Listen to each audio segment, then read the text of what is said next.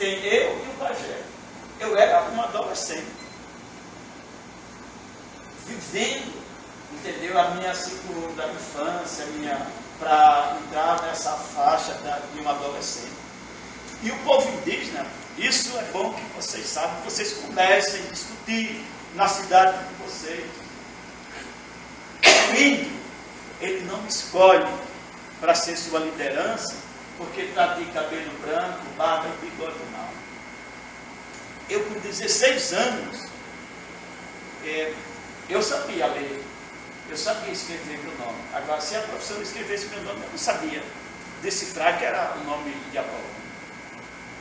Né? Porque a minha infância passou por mim assim como a brisa sopra a gente. E eu não percebi. Porque a fase de um jovem, adolescente, eu estava no conflito. E a comunidade foi e disse, é você que vai. Será que era eu que estava capacitado naquele momento? Eu tenho certeza absoluta que não. E era votado. No dia que eu fui eleito, eu votei nos parentes, eu não votei em mim. Minha mãe quase que arranca essa orelha aqui, entendeu? Porque ela disse que eu tinha feito esse conchave para me ser eleito. E eu nem imaginava. Eu fui pego de surpresa. Eu nem votei. Deus sabe que eu não estou inventando isso aqui para vocês. Eu votei lá nos parentes. E eles foi quem disseram o seguinte, vamos eleger ele. Sabe por que fizeram isso? Na época, a professora já conhece a aldeia, o Paulinho, o professor Marcos, só vocês três aqui. Quem foi já na aldeia? Ela foi no seminário. Já foi. E Josi foi comigo. E por que ele não levantou? Eu levantei. Sim, mas você levantou só para vocês. Não, você estava olhando para lá. Ah, eu estava olhando para cá. Tem certeza? Mas eu não pego. Então, o que ocorre é o seguinte: hoje vocês veem a ilha, casa de alvenaria, mas em 79 só tinha aquela igreja, as ruínas de um convento e uma casa de Itaí. E as reuniões eram embaixo de quê? Dos pés de Tamari, Juazeiro e Quixabeira. E só eram 10 homens, assim, mais ou menos na idade aqui. É professor ou aluno? O professor, entendeu? E eu fui o único jovem, 14, 15 anos, que ficava assim, matutando. Eu via eles entrando na trilha, né? Aí eu saía devagarzinho. Eu era magrinho, que nem cachorro de pobre, que não tem o que se alimentar. E saía dentro do velando, de repente, estava lá os 10 do conselho, reunidos. E eu chegava assim. Eles até tomavam susto, só se reunia na hora de Camões. Quem sabe qual é a hora de Camões? Ninguém, 6 horas. Todas 6 horas é a hora de Camões. Camões? Hã? Porque era a hora que ele fazia. Quem conhece um pouco de Camões, assim, de história dele? Conhece? Então não é cheio de preservado a ele, né? Então, não estou mudando a solução. Ele o rei tinha uma intriga com ele. Aí queria pegar ele. E todas 6 horas ele ia para uma pedra enorme. Digamos, maior do que isso aqui. Aí ele ficava olhando para um canto e para outro. E os capangas do rei ficou observando.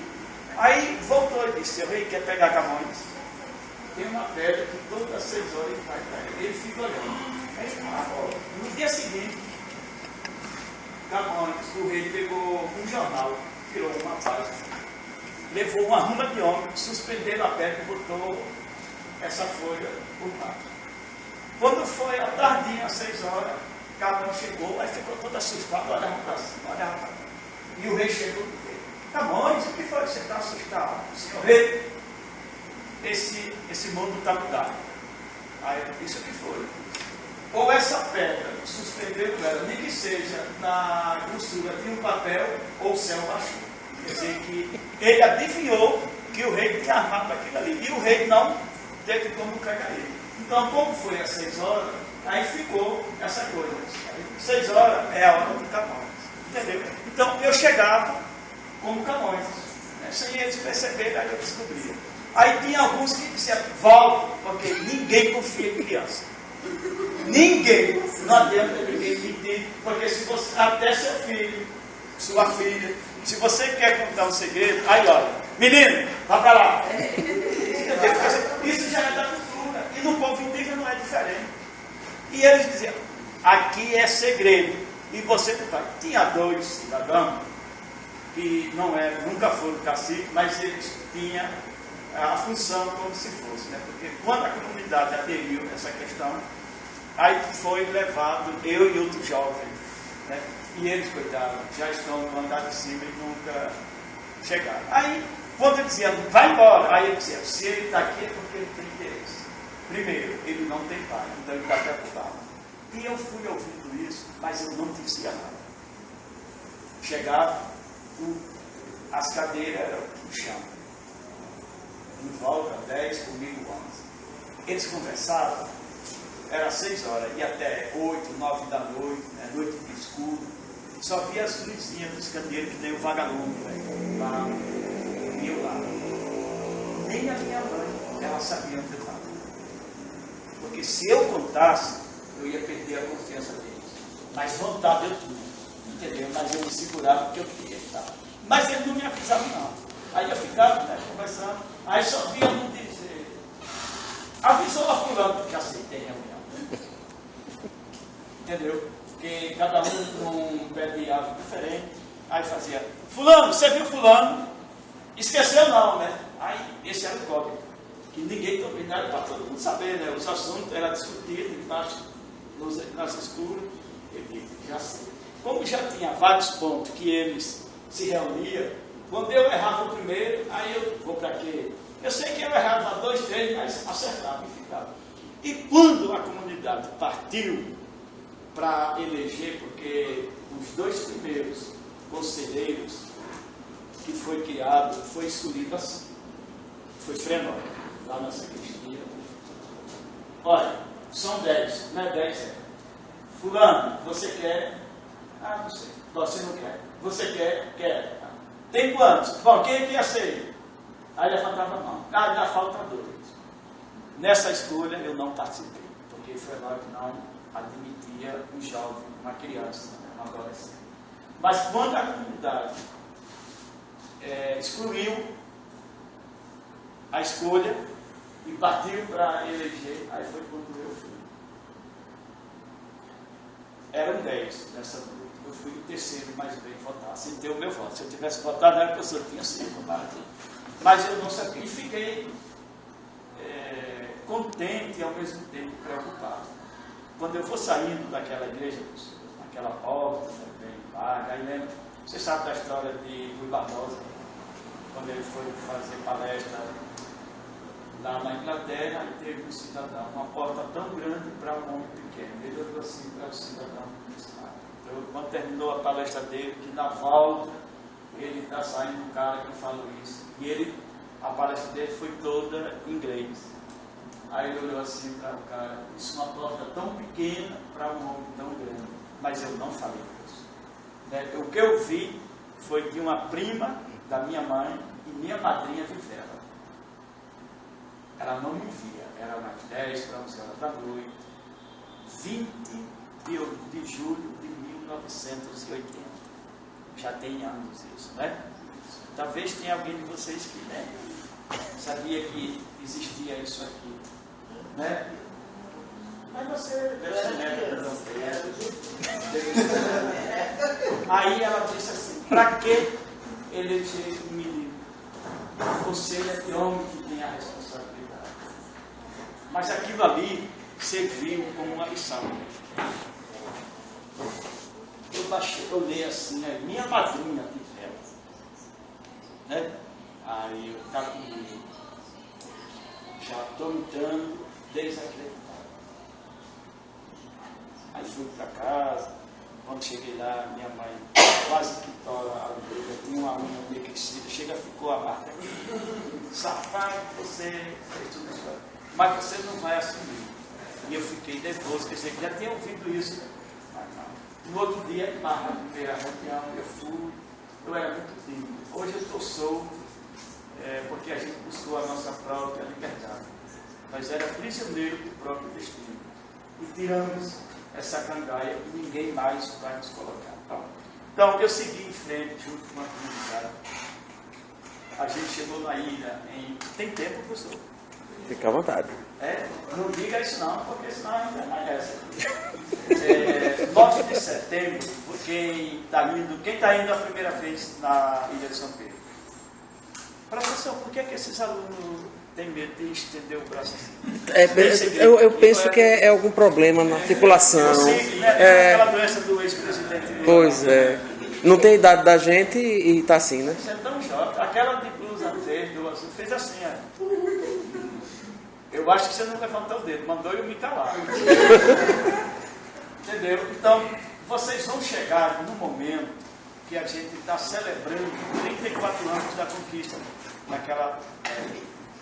Agora, não saiam de lá com aquela visão de isso aqui é uma maravilha e foi a vida toda. Não foi. Não foi. Ali, teve polícia para nos expulsar. Teve pistoleiro não só para expulsar, mas para matar. É a ordem. Quem já ouviu falar de um pistoleiro chamado Eanes? Você já ouviu falar? Era perigoso. Só que tem um detalhe. Eu, como cacique, dei apoio a ele lá. Lembra do João Alves? Da missão do Anselmo. O câncer matou o filho dele. Então você já conhece um pouco. Quando faz mais, sabia? Essa história é bem interessante. Não, por favor, dá só um detalhe. Pistoleiro. Eu nunca sabia o que era um pistoleiro. E tive que conviver. E quando ele pediu apoio, eu reuni os 10 membros do conselho, eu como cacique, o pajé que ainda não tinha filho. Ele pediu apoio Para ficar lá, porque João Alves tinha ido no comando da polícia e pediu. Era aquele do bigodão, o secretário Flamarion, de Propriar, que é médico, me parece. E disse assim, eu quero 40 homens, eu quero esse pistoleiro aqui anos. Ou ele andando com as suas próprias pernas, ou então ele pinicado, que nem um pouco. Bom, e quando ele chegou na aldeia, que nós se reunimos lá no fundo da igreja, onde era a casinha para os padres ficar, a primeira coisa que ele falou foi o seguinte: Raimundo, que é o pajé, Paulinho já foi. Os Brito, que é da família do Carlos Aros Brito, né, foram esses. Esses Britos são os latifundiários que tem uma escuta de terno inicial. Isso, é do ex-ministro Carlos Aros Brito.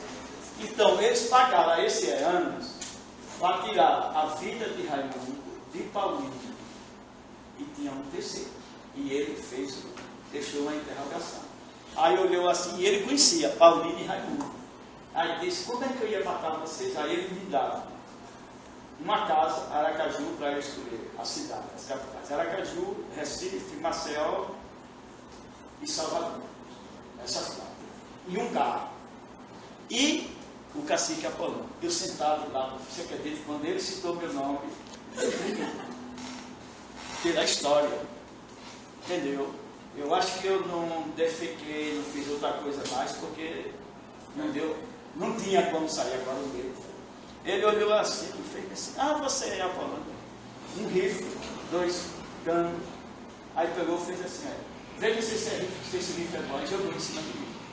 Eu peguei, assustado. Também foi que nem cheque sem fundo, né? Peguei que saiu, não entendo disso aí não. Aí joguei para ele, pegou, botou um 38 na minha laceira. Lá, uma peixeira desse tamanho. Aí, olha, você pode ficar aí, não tem problema.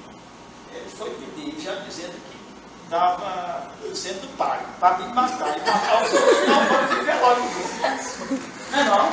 Aí deu apoio a ele. Como é um território indígena, por que eu estou falando isso? Não, polícia só pode entrar em uma reserva a Polícia Federal. Antigamente, quem autorizava era a FUNAI. Hoje não é mais. É a Procuradoria-Geral da República. E nós temos certeza que a Procuradoria da República hoje, ela tem vários procuradores, mas tem um que é determinado para trabalhar a questão jurídica, índios e quilombolas.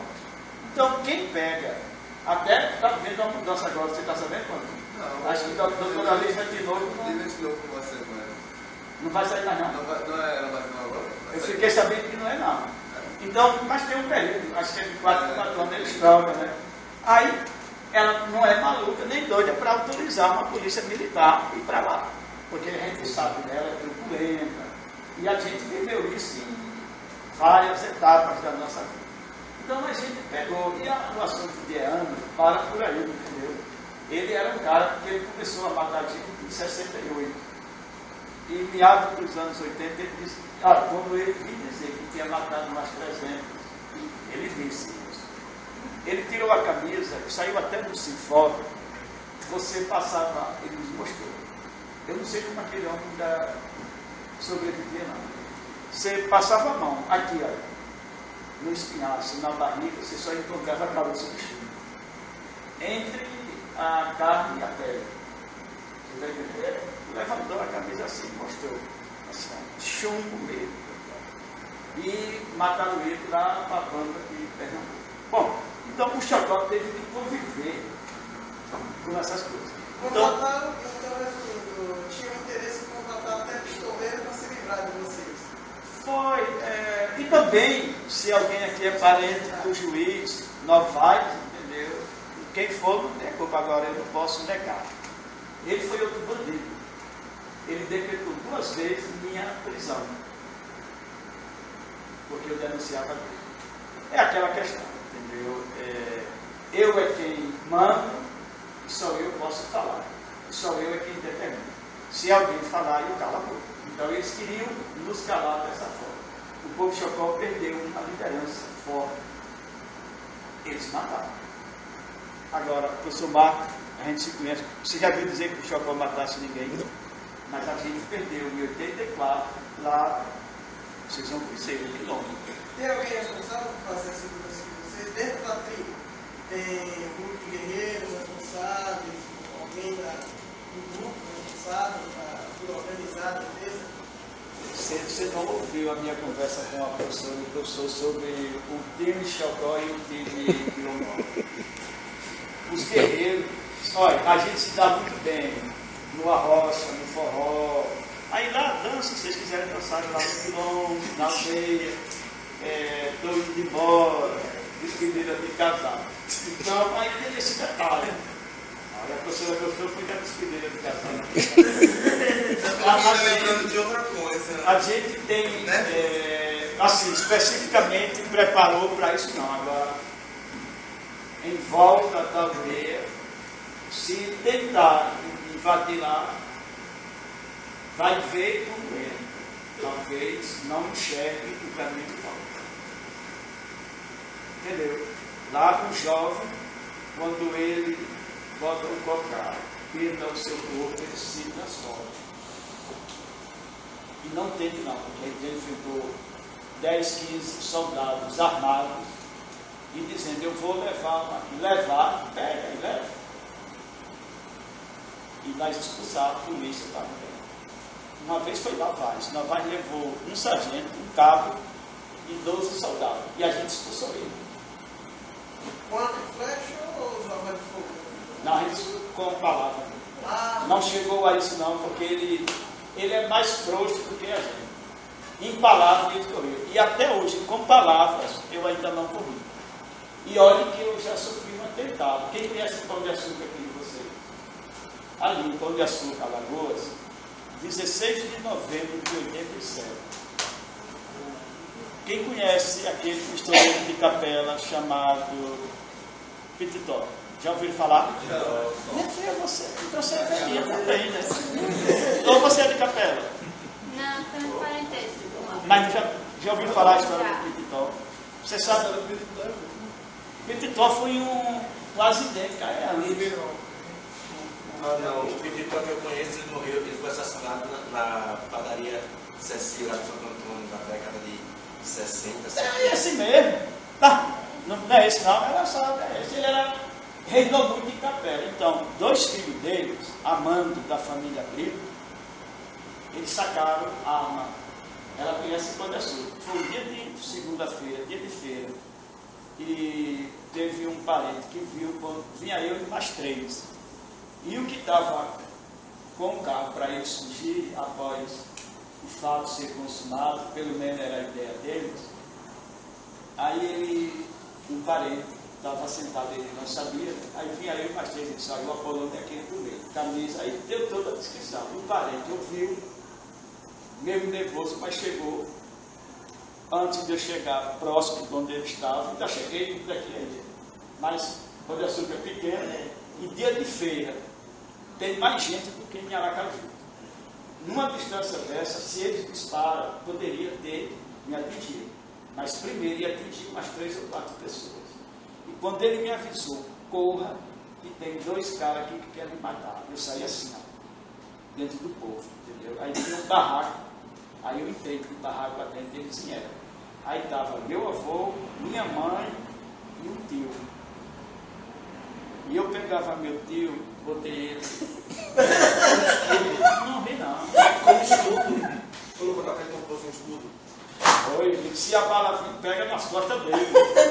Só que ele não sabia. Quando ele queria dizer, Tijari, o senhor vai aqui, ó. Mas nem ele, nem minha mãe, nem meu avô sabia. E eles vieram, aí ficaram um pouco mais distantes daqui a professora. E eu pegando aqui, aí o ombro, aqui. E a gente, o que foi? Não, nada não. Eu gosto tanto do senhor, meu. Não, já sabia, o senhor vai descer aqui, ó. Isso, 16 de novembro de 87. E agora, veja, dali do cais, da Rua da Frente, até as margens do rio, para eu ir andando. Aí, eu, pela primeira vez, vocês, alunos, eu temi, pelo pior. Porque eu digo, agora eu estou aqui, livre e solto para eles fazerem o que quiserem. Só que eu fiquei, né? Pegava e eu olhando assim para ele, eles me olhando, aí eu pegava meu tio, aí segurava ele aqui. Ele fazia, meu filho, me solta, porque não está acontecendo, dizia nada não. O senhor vai aqui, ó, já comprou, aquela conversa de. Aí os parentes foram cercando, aí fizeram uma corrente, né? Entre onde eu estava com o meu tio aqui, aí eles fizeram aquele cordão, né? Que nem tem no Precaju, né? Como é que chama? Na corda. Dá um nome. Cordeiro. Cordeiro, né? Então. Aí eu fiquei mais tranquilo, né? Mas o jovem não tem isso. Aí, rapaz, quando eles retornaram, aí os parentes começaram a acompanhar eles, foram lá para um bar, começaram a beber, aí disseram, está na hora de você fugir. Eu vou fugir para onde? Desce para o rio, que a lancha vai levar lá, nós temos um barco. Aí foi onde eu tive dúvida. Não podia ouvir alguém dar um subio ou um carro, porque eu pensei que já era ele. Entendeu? Eu fiquei arrasado. Nessa época eu viajei para São Paulo, foi uma segunda, vim na terça para Aracaju, e na terça-feira à tarde eu embarquei para São Paulo e fiquei 90 dias sem poder retornar. Por quê? Eu não fui, nunca tive, nem quero ter essa coragem de pegar uma arma para dizer vou matar o meu próximo. Mas, eita, acho que quando eu morri, 2 carretas da Graneiro não vai conseguir levar minha vida. Eu denunciava de juiz, denunciei de João Alves, Dom José, eu pedi uma audiência ao no segundo governo dele. O primeiro foi de 82. Não, foi do primeiro, 86, não foi isso? Foi o pior momento do povo de São Paulo. Sabe o que ele disse a Dom José? Quem me fortaleceu, sabe quem foi? João Alves e Novaes. Os fazendeiros não, os fazendeiros só queriam Novaes, porque ele decretou 2 vezes minha prisão e teve medo de executar. Aí me deu força, aí eu denunciava dele. Cheguei a dizer que ele recebia uma fortuna no final do mês e que a justiça verificasse a conta dele para ver. Foi uma denúncia que eu não tinha como provar. Mas o coato de desespero, eu falei. E João Alves, na época, chamei ele de safado, ladrão, calma sem vergonha. Os movimentos sociais fizemos um ato na antiga Assembleia, entre ali, onde era o antigo palácio, né, que hoje é um museu. E eu, Luciano Prado, que é o pai de Mendonça Prado, que é deputado federal, Aí fui falar com ele, o serviço de som da Assembleia, ele era o presidente. Aí ele disse, eu dou com uma condição, se você falar mal de João, eu corto o som. Aí eu disse, pode ter certeza que eu não falo. E o foco meu era João. E tinha 15 pessoas para falar, do sindicato, do movimentos sociais. E eu era o primeiro. Aí nós revertemos. Bota todo mundo para falar e eu falo por último. Deixa ele cortar a minha fala. Não era interessante cortar, não era para quem estava nos apoiando. Eu trouxe 30 parentes para esse ato. Os coitadinhos lá sentados, lá naquelas pedras alemã, é alemã que chama, né? Portuguesa.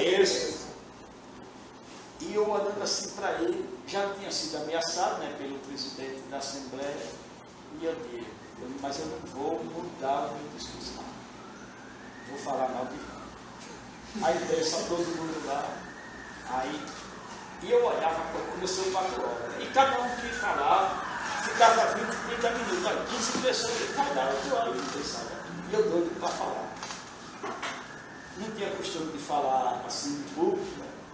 Aí chegou a minha vez, eu olhei para um canto, olhei para o outro, vi tão larga aquela praça Fausto Cardoso, mas tinha velhinhos lá da beira. Se eu fosse sozinho, dava para mim correr. Mas tinha uns parentes, vai morrer todo mundo.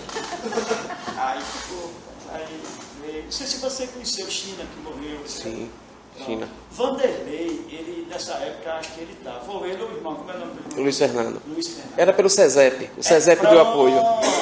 Nós éramos sócios lá do SESEP. Quando eu comecei, eu olhei assim, eu disse, esse negro safado já foi a minha primeira palavra. Eu pedi uma audiência, esse negro safado é você, João. Eu sei que não está ouvindo, mas seus assessores estão dizendo. E Luciano Prado lá na janela, rapaz, desse jeito. Acho que não teve coragem. A praça estava assim, mas aí meu amigo, quando eu olhei ali onde era o Cine Palace, né? Eu vi, foi estacionado, foi no ônibus da shopping. Aí eu parei de falar. Não, mas eu sozinho, eu corria. Eu ia me perder, porque eu não conhecia andar aqui, né? Mas tinha 30 parentes. Quando eu vi os homens com cada aí eu cheguei, só muito obrigado a todo mundo, e até já armado um palanque desse tamanho, eu não desci, bota umas escadinhas, né? Eu pulei. O movimento social tinha uma casa ali, na Rua Pacatuba, Palácio da Justiça e a Caixa Econômica, sentido da Praça Camerim. Meu amigo me levaram para ali, me trancaram dentro daquela casa. Sabe que era me tirar 11 horas da noite? E China, eu acho que foi Luiz Fernando. Luiz Fernando. Entendia que tinham se responsabilidade pelos parentes, pegaram, botaram no ônibus e levaram. Ela disse, sob a pano, não se preocupe não, que ele está fechado, uma casa de ninguém. Mas eles iam meter a porrada em cima daqui. Então, para vocês, que são jovens, né? Eu estou hoje aqui, né, assim, eu estou alegre. Em nenhum momento da minha vida eu sou triste. Se eu tivesse que voltar em 1979 e começar tudo do nada, tudo, mesmo sabendo que hoje, se a gente voltasse, eu sabia que ia ter pistoleiro, ia ter, eu faria isso. Sabe por quê? A nossa luta, professor, ela é mais do que justa. Nós, o povo Chocó, aí eu desafio a autoridade constituída desse Estado, a imprensa falada, escrita e televisada, qualquer autoridade, não do poder executivo, do judiciário, seja ela qual for, que diga que o povo Chocó invadiu a terra. Nós tomamos o que era nosso. E se um dia